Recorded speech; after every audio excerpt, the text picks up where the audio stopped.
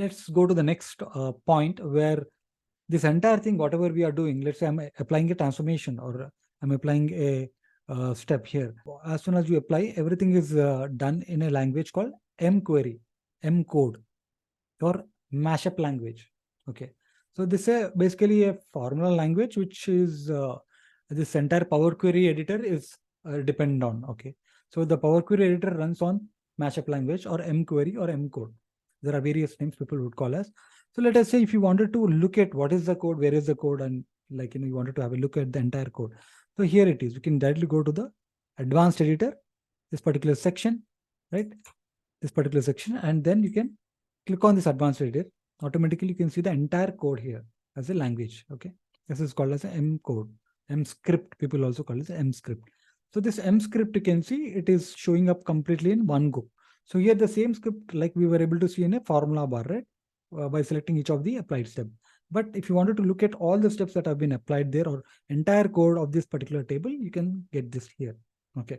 So right now, don't worry about anything about the M code. So we are not going to write any code there. So all about the tool will be generating the code. You have seen that, right? We have not generated this code basically. It was automatically generated. So let's say I can use this code again in another report. Let's say I can copy this entire code and I can regenerate the same table elsewhere in the same machine. Okay.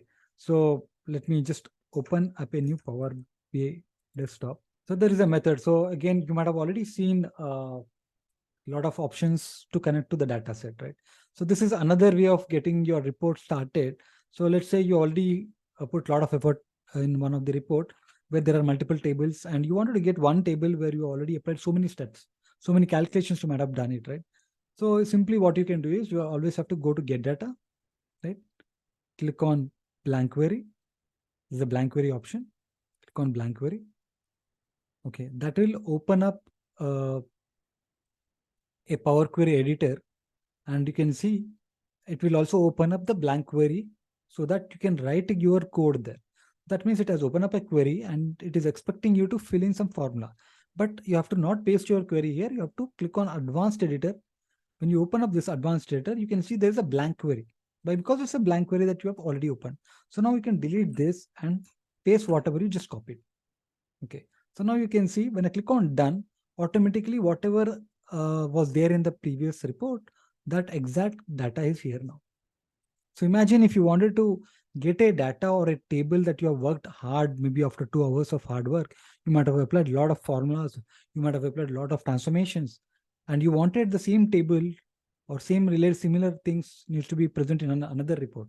It's very easy that you just go to advanced editor, copy the code, paste it in that report. Okay. So let's say you might get a question here. Let's say I gave this code to one of one of my student. Okay. So I gave this code to you. I copy paste this code to you. But do you think this will the same table will come? No. But because you will get an error. Because if you closely observe, if the path is right now is actually scanning in on my machine. Basically, this is on my machine. It's my username Santo, and then OneDrive desktop. This is all my machine's path. So let's say if you are kind of replicating the same thing, let's say you have a machine, again, you have a C drive, you have the same users, you have same name, maybe you have same thing, yes, it will work. Let's say you wanted to change this, simply you can change this also. You can modify this path with your path. Okay, that is one.